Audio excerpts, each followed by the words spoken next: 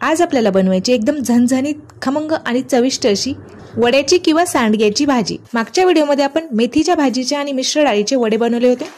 त्याच वड्याची भाजी कशी तयार करायची ते आज आपल्याला बघायचं आहे। चला तर मग रेसिपीला सुरुवात करूया।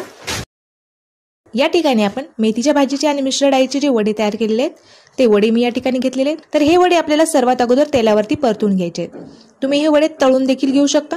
हे वडे तुम्ही तळून नुसते देखील खाऊ शकता। तळल्यानंतर हे वडे एकदम खमंग आणि खुसखुशीत लागतात। मी या ठिकाणी हे वडे तळून न घेता तेलावरती परतून घेणार आहे। कढईमध्ये मी 1 चमचा तेल टाकलेले आहे आणि यामध्ये आता आपल्याला हे वडे टाकून घ्यायचे आहेत। या ठिकाणी मी वाटी भरून सांडगे घेतलेले आहेत। आता आपल्याला हे सांडगे किंवा वडे तेलावरती परतून घ्यायचे आहेत। तर काही भागामध्ये याला वडे म्हणतात, काही भागामध्ये याला सांडगे म्हणतात। आमच्या इकडे याला वडे म्हणतात। तेलावरती खमंग आणि खरपूस असे आपल्याला हे वडे परतून घ्यायचे आहेत। एक 2 ते 3 मिनिट मी छान तेलावरती हे वडे परतून घेतल्यानंतर आपले जे वडे ते छान क्रिस्पी आणि कुरकुरीत असे झालेले आहेत। छान ब्राऊन रंग आलेला आहे आपल्या वड्याला। आता आपल्याला हे वडे काढून घ्यायचे आहेत आणि त्याच कढईमध्ये मी आता थोडंसं खोबरं देखील परतून घेणार आहे। खोबरं आपल्याला तेलावरती छान परतून घ्यायचं आहे। खोबऱ्याचा रंग बदललेला आहे। आता आपल्याला खोबरं देखील काढून घ्यायचं आहे। आता आपल्याला या ठिकाणी भाजीसाठी एक मसाला तयार करायचा आहे। या ठिकाणी मी मिक्सरचा एक जार घेतलेला आहे। अद्रकचे 2 ते 3 तुकडे घेतलेले आहेत। 2 ते 3 आपण लसणाच्या पाकळ्या घेतलेल्या आहेत। जे खोबरं तेलावरती परतून घेतलेलं आहे ते खोबरं टाकायचं आहे। त्यात आपल्याला एक टमाटर टाकून घ्यायचं आहे। त्याचबरोबर भरपूर सारी आपण या ठिकाणी कोथिंबीर टाकलेली आहे। आता आपल्याला हे मिक्सरमध्ये बारीक असं वाटून घ्यायचं आहे। अशा पद्धतीने आपण टमाटर आणि खोबरं मिक्सरला बारीक वाटून घेतलेला आहे। आपला जो भाजीचा मसाला आहे तो तयार झालेला आहे।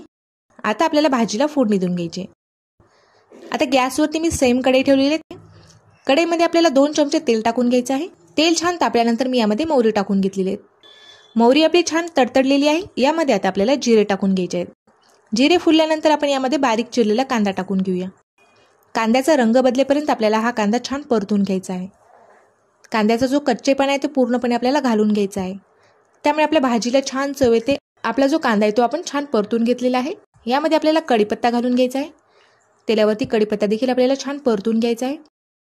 आता यामध्ये आपल्याला जे तयार केलेला मसाला आहे तो मसाला टाकून घ्यायचा आहे।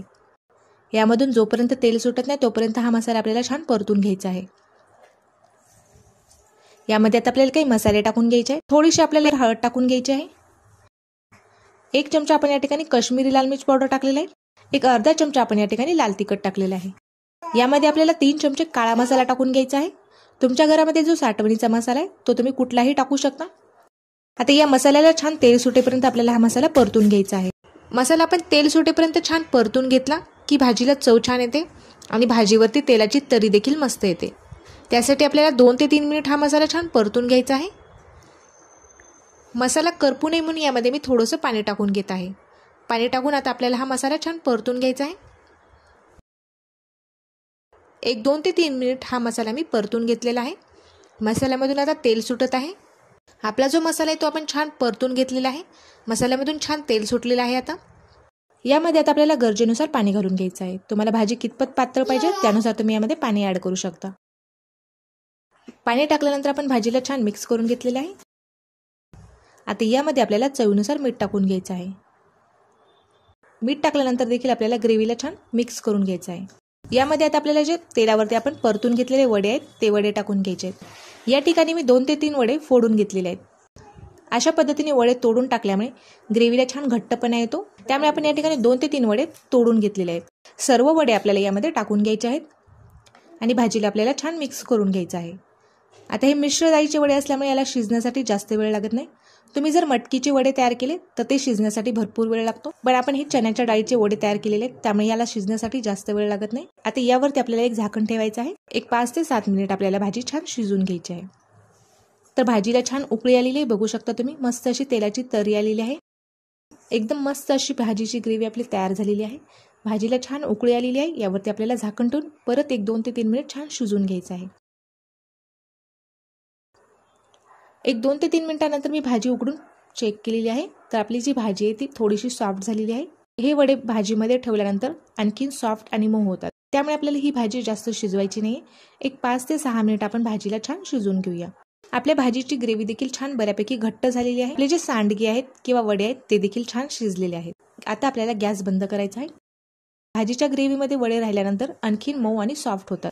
तर एक 10 ते 15 मिनिटानंतर तुम्हाला मी वडे दाखवते की किती मऊ आणि सॉफ्ट झालेले आहे. भाजीला एकदम छान तेलाची तर्री आलेली आहे. एकदम चमचमीत, झणझणीत आणि खमंग अशी आपली ही वड्याची किंवा सांडग्याची भाजी तयार झालेली आहे. घरामध्ये भाजीला काही नसेल त्यावेळेला तुम्ही ही भाजी तयार करू शकता. बनवण्यासाठी सोपी आहे आणि खाण्यासाठी देखील एकदम चविष्ट आणि पौष्टिक आहे. ही भाजी तुम्ही भाकरीसोबत, भातासोबत किंवा पोळीसोबत खाऊ शकता.